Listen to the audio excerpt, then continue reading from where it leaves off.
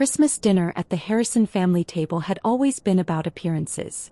Crystal glasses, imported china, and conversations designed to showcase everyone's achievements from the past year.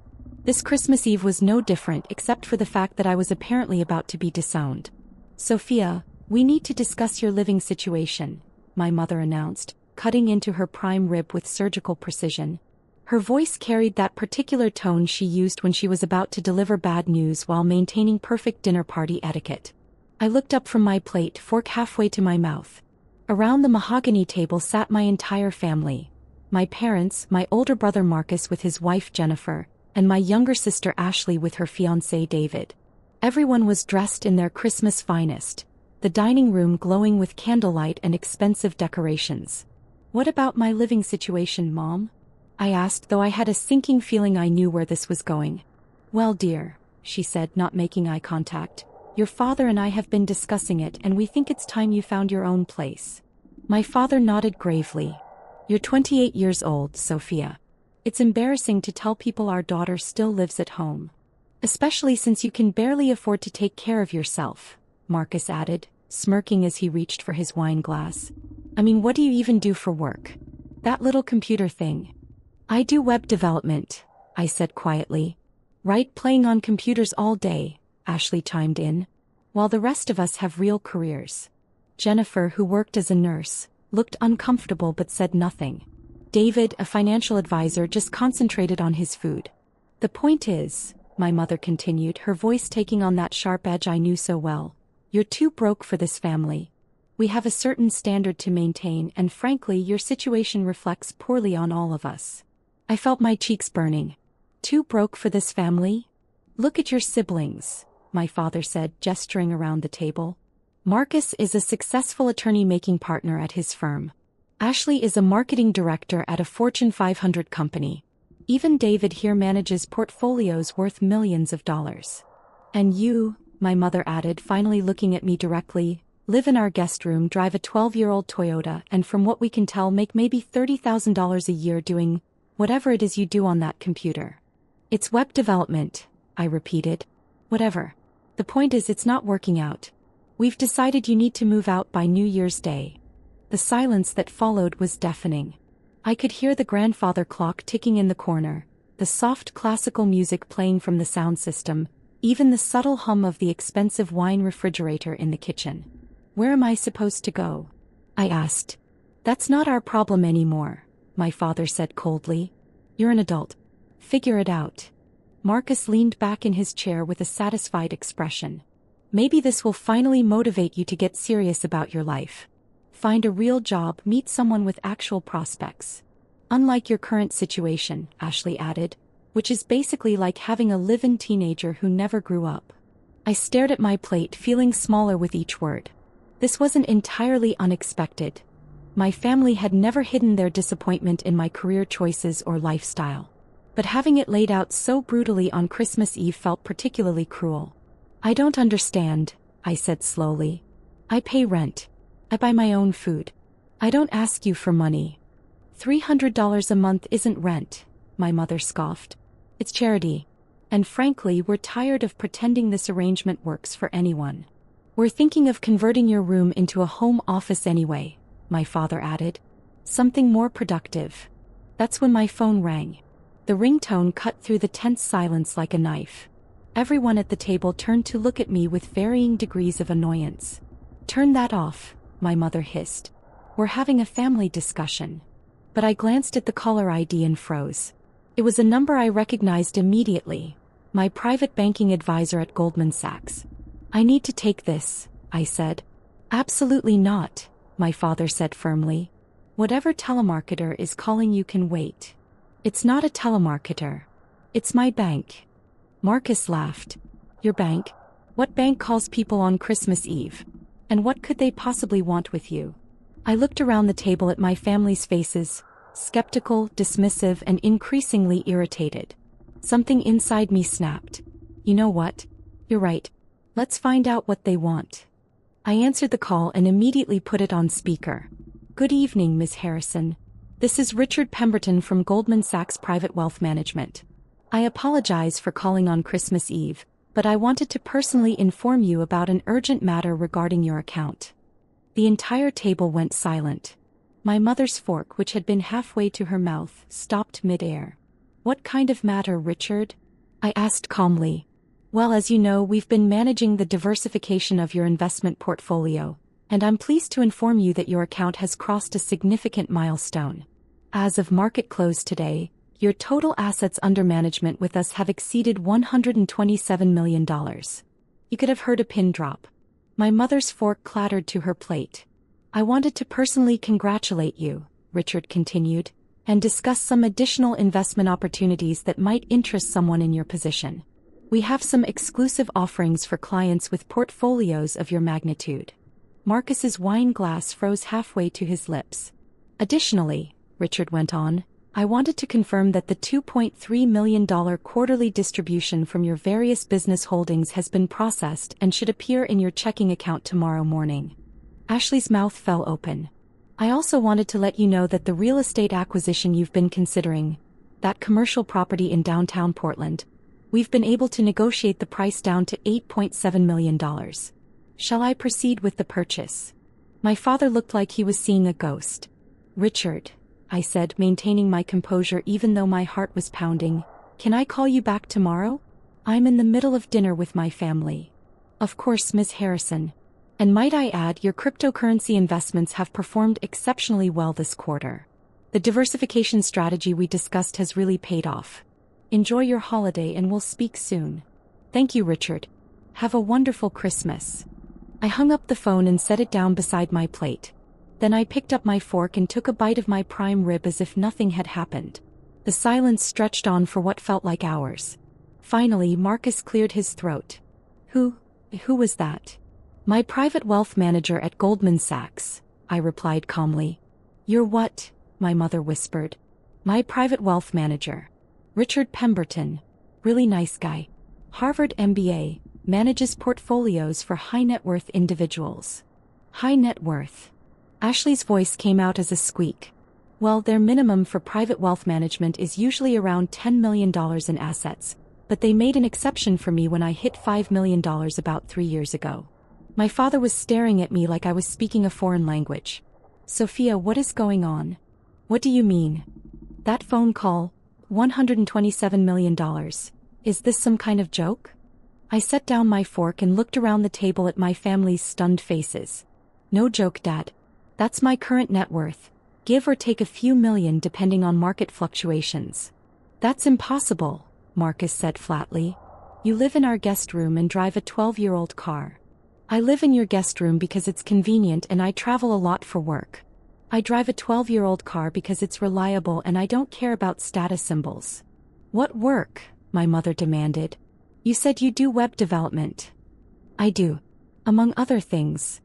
Jennifer, who had been silent through the entire dinner conversation, finally spoke up. "Sophia, are you saying you're actually wealthy?"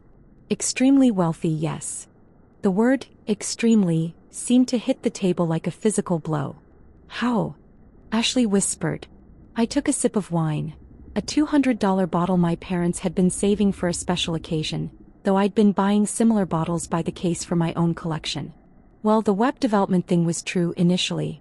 About 8 years ago, I started a small company doing custom websites for local businesses. Pretty standard stuff.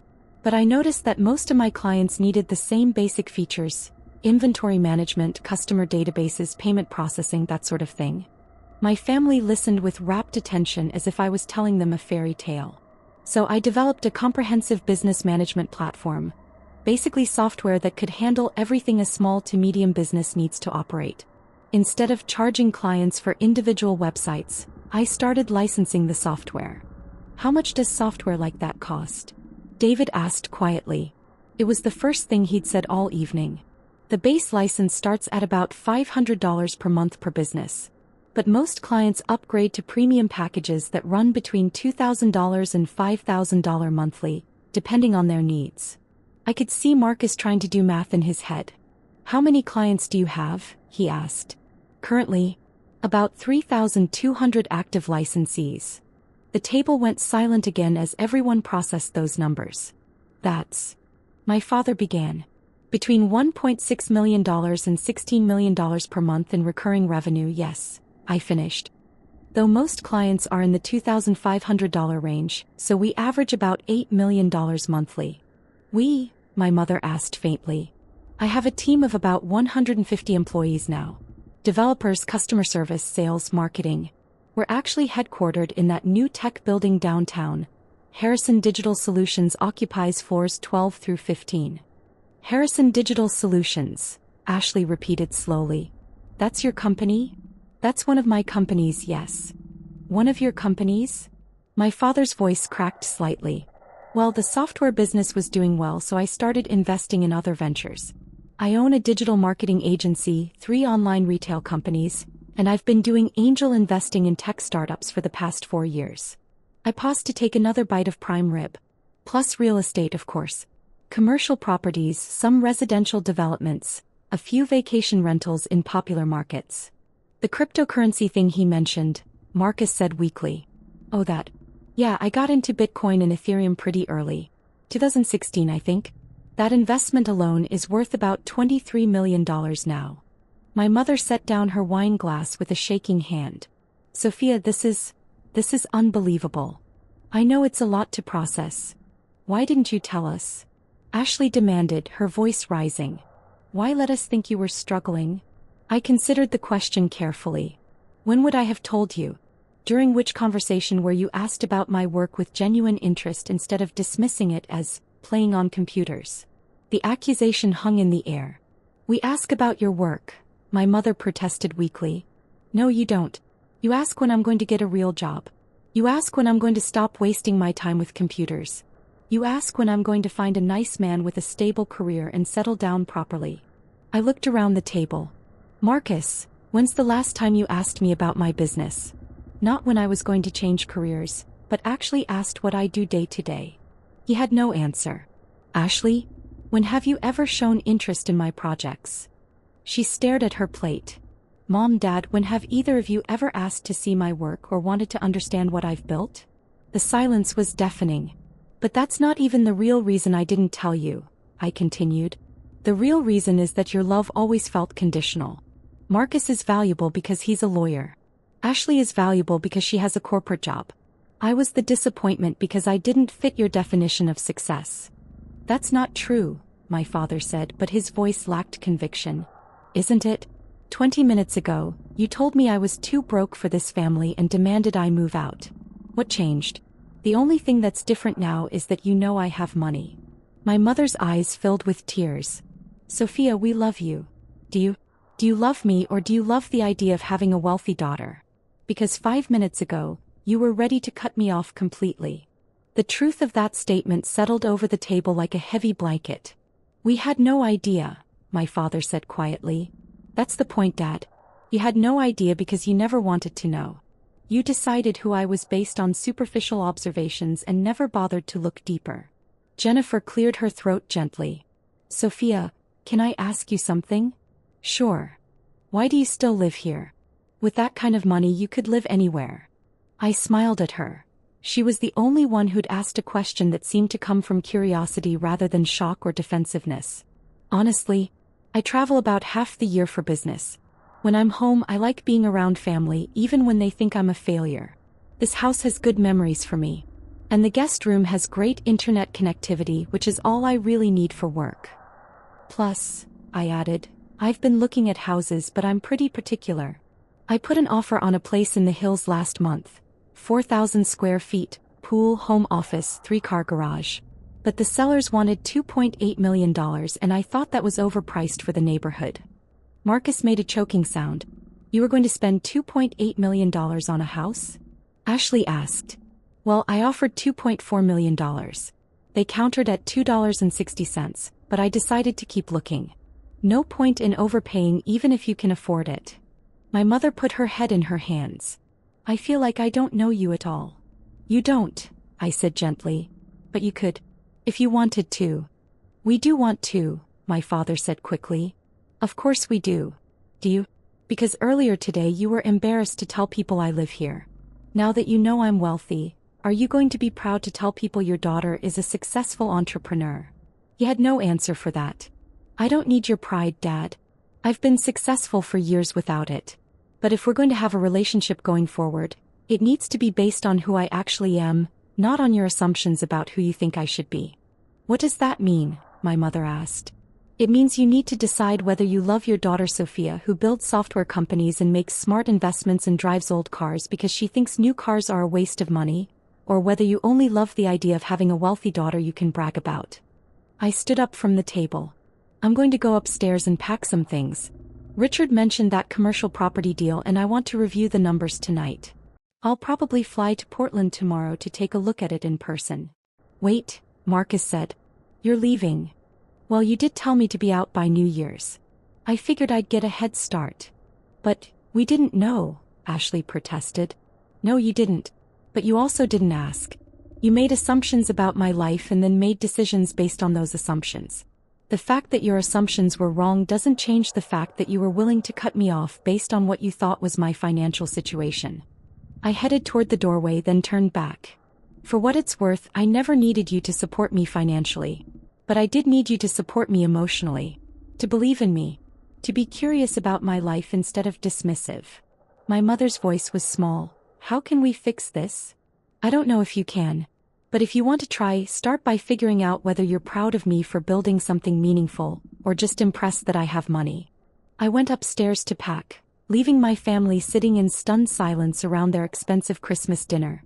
2 hours later, as I was loading my suitcase into my embarrassing 12-year-old Toyota, my mother appeared in the doorway. Sophia, please don't go. I paused. Why? Because you're right. About all of it. We've been terrible parents to you and terrible siblings, she said, glancing back toward the house where I could see Marcus and Ashley watching through the window. And we want the chance to do better. Mom, you can't just flip a switch and suddenly be different. I know. But we can try. We can start asking the right questions. We can start seeing you for who you are instead of who we expected you to be. She stepped closer. Can you tell me about your business? Not the money part, but what you actually do. What problems you solve for people. I studied her face, looking for signs that this was just an attempt to manage the situation. But what I saw was genuine curiosity, maybe for the first time. You really want to know? I really want to know. I closed the trunk of my car and leaned against it. Well, most small business owners are incredibly talented at their craft. They're amazing bakers or brilliant mechanics or creative artists. But they're terrible at business administration. They spend half their time wrestling with inventory systems and customer databases instead of doing what they love. My mother nodded, actually listening. So I built software that handles all the administrative work automatically. A bakery owner can focus on creating amazing cakes instead of tracking flour supplies and managing customer orders. A mechanic can focus on fixing cars instead of struggling with appointment scheduling and parts inventory. That sounds wonderful, she said, and I could tell she meant it. It is. I get emails from clients telling me the software gave them their lives back. That they can spend time with their families again because they're not staying up until midnight doing paperwork. That must feel incredible. It does. It's the best part of what I do. We stood there for a moment in comfortable silence. The money is nice, I continued, but the real satisfaction comes from solving problems for people. From building something that makes life easier for thousands of small business owners. I'm proud of you, my mother said quietly. Are you proud of me or proud of my bank account? She considered the question seriously. I'm proud that you saw a problem and solved it. I'm proud that you built something meaningful. I'm proud that you help people. It was the first time she'd ever said she was proud of my work rather than wishing I'd chosen different work. And I'm ashamed that it took learning about your financial success for me to ask about your actual accomplishments. Mom. No, let me finish. You were right earlier. We made your worth contingent on meeting our expectations instead of celebrating who you are. That was wrong. She wiped tears from her eyes. Can you give us another chance? Can you stay for Christmas morning and let us try to be the family you deserved all along? I looked at the house where I'd grown up, where I'd always felt like a square peg trying to fit into a round hole. Where I'd learned to hide my successes because they weren't the right kind of successes. But I also thought about Jennifer's question earlier, about why I chose to stay here despite having unlimited options. The truth was, I loved my family even when they didn't understand me. Even when they disappointed me. Okay, I said. But things have to be different. They will be. I mean it, Mom. I'm not going to pretend to be struggling to make you feel better about yourselves. And I'm not going to be your trophy daughter that you show off to friends. I'm just going to be me. That's all we want. As we walked back toward the house, my mother asked, "Can I ask you one more thing?" "Sure." "The commercial property in Portland, what kind of business are you planning?" I smiled. "Actually, I'm thinking of opening a co-working space specifically for entrepreneurs and small business owners. Somewhere they can work alongside other people who understand the challenges of building something from scratch." "That sounds perfect for you." "I think so too." As we reached the front door, she paused. "Sophia, I love you. Not your bank account, not your success. You. I'm sorry it took me so long to make that clear." "I love you too, Mom." Christmas morning was different. Instead of the usual gift exchange focused on expensive items nobody really wanted, we spent hours talking. Marcus asked detailed questions about my software development process. Ashley wanted to understand how I identified good investment opportunities. My father, surprisingly, was most interested in my management philosophy and how I built company culture. For the first time in years, I felt like they were actually seeing me. "You know," my father said as we sat around the tree, coffee cups in hand, "I owe you an apology beyond just last night's dinner." "What do you mean?" "I've been telling people for years that my youngest daughter was still figuring things out. I realize now that you weren't figuring things out. You'd already figured them out. You were just doing it differently than I expected." "Dad, you don't need to." "Yes, I do. I'm proud of you, Sophia. Not because of your money, but because you built something meaningful while staying true to your values. Because you saw opportunities where others saw problems. Because you're generous and thoughtful and brilliant." He paused. "And because you had the grace to forgive us for being blind to who you really are." As I looked around at my family, really looked at them maybe for the first time in years, I realized something important. Money had always been their language of success and security. Learning about my financial situation didn't change who I was, but it did translate my accomplishments into terms they could understand. The real question was whether we could build a relationship based on deeper understanding, not just shared vocabulary. "So," Ashley said with a grin, "want to tell us about some of those other business ventures? I'm particularly curious about the angel investing." I smiled, settling back into my chair. "Well, there's this fascinating startup working on sustainable packaging solutions." And for the first time in years, my family leaned in to listen. The commercial property deal in Portland fell through. I decided the neighborhood wasn't quite right for my co-working space concept. But I did find a perfect building in Seattle 3 months later. My family helped me celebrate the opening. Marcus handled some of the legal work, Ashley consulted on the marketing strategy, and my parents flew out for the ribbon-cutting ceremony. When the local news interviewed me about the new business, my mother stood beside me, beaming with genuine pride. "This is my daughter," she told the reporter. "She builds businesses that help other people succeed. Not my wealthy daughter, or my successful daughter. Just my daughter." It was the best introduction she'd ever given me.